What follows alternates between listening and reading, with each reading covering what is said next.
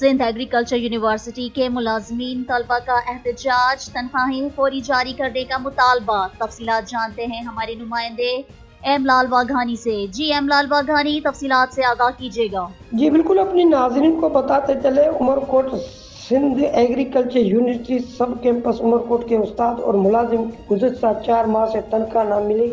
استاد اور ملازم اور طلبہ کا احتجاج، تنخواہ فوری جاری کرنے کا مطالبہ۔ تفصیلات کے مطابق سندھ ایگریکلچر یونیورسٹی سب کیمپس عمرکوٹ کے استاد اور ملازم نے محمد سلیم چانگ، ڈاکٹر شعیب اسلم پیرزادہ، رحمت اللہ کمر، گل حسن منگریو، ذوالفقار علی مری اور دیگر کی قیادت میں 3 تلوار سے پریس کلب عمرکوٹ تک احتجاجی ریلی نکالی اور تنخواہوں کے نعرے بھی لگائے۔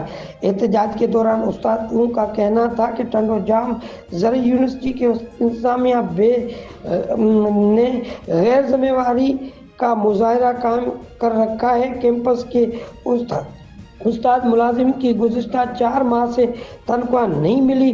تنخواہ کے عدم ادائیگی کے باعث استاد اور ملازم کی زندگی مشکل سے گزارنے پر مجبور ہے، ان کے بچے بھوکے رہنے پر مجبور ہے۔ تنخواہ کی عدم ادائیگی کے باعث ملازم اور اساتذہ بند ہیں اور طلبہ کی تعلیم شدید متاثر ہو رہی ہے۔